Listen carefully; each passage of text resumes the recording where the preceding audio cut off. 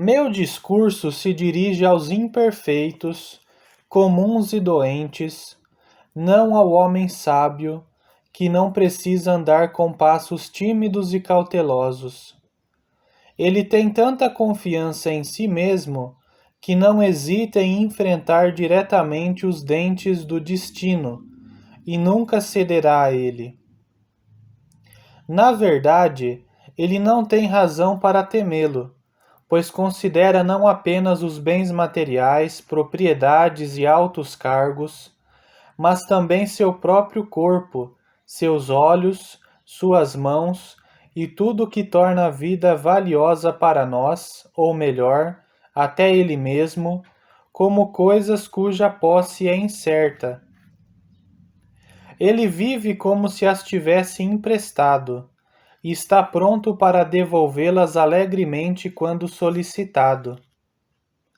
No entanto, ele não se considera dono dos seus bens, porque sabe que não são seus, mas executa todos os seus deveres com tanto cuidado e prudência, como um homem piedoso e escrupuloso cuidaria dos bens deixados sob sua responsabilidade como administrador. Quando for solicitado a abrir mão deles, ele não reclamará do destino, mas dirá: agradeço pelo que tive em posse. Administrei sua propriedade de forma a aumentá-la significativamente, mas uma vez que você me ordena, devolvo alegre e agradeço. Se você ainda deseja que eu possua algo seu, vou guardá-lo para você. Se você tiver outros planos, eu devolvo em suas mãos e faço a restituição de toda a minha prata, minha casa e meus bens domésticos. Se a natureza se lembrar do que ela anteriormente nos confiou, também podemos dizer a ela: tome de volta meu espírito, que está melhor do que quando você me deu. Eu não me agarrarei ou resistirei. De bom grado estou pronto para devolver o que você me deu antes que eu pudesse pensar. Leve-me embora. Que dificuldade há em retornar ao lugar de onde viemos? Um homem não pode viver bem se não souber morrer bem. Devemos, portanto, diminuir o valor disso e considerar a vida na categoria de coisa descartável. Não gostamos de gladiadores, como dizia Cícero, se desejarem conservar a vida a todo custo. No entanto, nós os aplaudiremos se demonstrarem desprezo por ela. Saiba que o mesmo ocorre conosco. Com frequência, a causa do morrer é o medo da morte. O destino que se diverte conosco diz: por que devo poupá-lo, criatura mesquinha e covarde? Você será mais ferido e golpeado por não saber receber os golpes. Mas você viverá por mais tempo e morrerá mais rapidamente se aguardar o ferro sem desviar a cabeça, nem se proteger com as mãos, mas recebê-lo amistosamente. Aquele que teme a morte nunca fará nada com dignidade. No entanto, aquele que sabe que o destino está decidido desde o momento em que foi concebido, vive em conformidade com o determinado e o enfrentará com a mesma fortaleza de alma, de modo que nada aconteça além do que seja imprevisto. Pois ao esperar tudo o que pode acontecer como se fosse acontecer com ele, ele tira o aguilhão de todos os males, o que não pode fazer diferença para quem o espera e está preparado para enfrentá-lo. O mal só atinge com força aqueles que viveram sem pensar nele, e cuja atenção se voltou exclusivamente para a felicidade. Doença, cativeiro, desastre, conflagração, nenhum deles é inesperado. Sempre soube com que companhia desordenada a natureza havia me associado. Muitas vezes houve lamento na minha vizinhança. Várias vezes na frente da minha porta, a tocha e o círio passaram pela minha porta diante do caixão de alguém que morreu antes do tempo. O estrondo de prédios caindo muitas vezes ressoou ao meu lado. A noite arrebatou muitos daqueles com quem me tornei íntimo no fórum, no Senado e na sociedade, e separei as mãos que se uniam em amizade. Deveria me surpreender se os perigos que sempre estiveram circulando ao meu redor finalmente me atacassem? Quão grande parte da humanidade nunca pensa em tempestades quando está prestes a zarpar?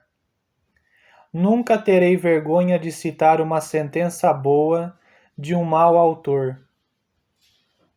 Publílio, que era um escritor mais poderoso do que qualquer um de nossos outros dramaturgos, cômicos ou trágicos, sempre que deixava as mímicas ineptas e as palavras indecentes destinadas aos espectadores, entre muitas outras coisas mais fortes, dizia isto: o que pode ferir alguém pode ferir qualquer um. Diante da avaliação completa dessa sentença, levando em consideração todas as adversidades, mesmo que se esteja livre delas, mas também sujeito aos mesmos, é necessário estar prevenido, pois não há tempo a perder quando o perigo se aproxima. Jamais imaginei que isso ocorreria. Nunca acreditei que um dia isso se tornaria realidade. Por que não? Quais são as riquezas que a miséria, a fome e a mendicância não alcançam? Qual dignidade com sua toga pretexta, seu bastão augural e calçados patrícios, não é acompanhada de sordidez, acusações públicas, mil máculas e o extremo desprezo? Que reino existe cuja ruína não esteja preparada, além da degradação do tirano e do carrasco?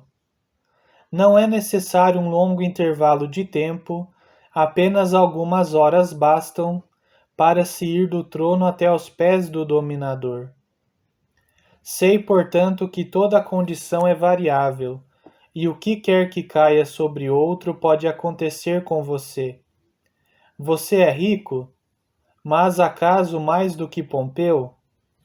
A ele, quando Gaio, seu antigo parente e novo hóspede, lhe abriu a casa de César para fechar a sua, faltou pão e água.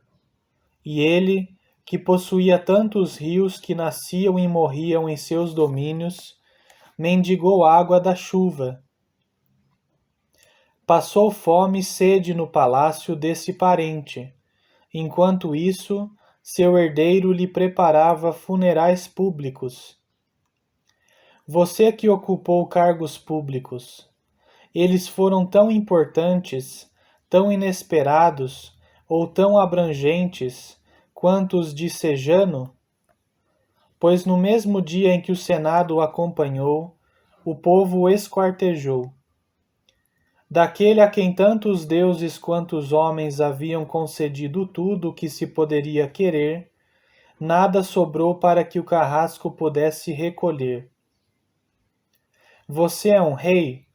Não te pedirei que seja como Creso, aquele que ainda em vida viu sua pira funerária acesa e apagada, sendo obrigado a sobreviver não só ao seu reino, mas também à sua própria morte, nem a Jugurta, a quem o povo de Roma viu como cativo no ano em que o temiam.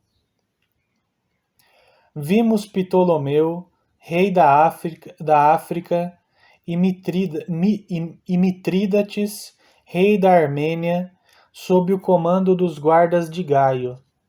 O primeiro foi exilado, o segundo escolheu o exílio para torná-lo mais honroso. Em meio a essas constantes reviravoltas, a menos que você espere que tudo o que possa acontecer acontecerá contigo, dará poder à adversidade contra você, um poder que pode ser destruído por qualquer um que o antecipe.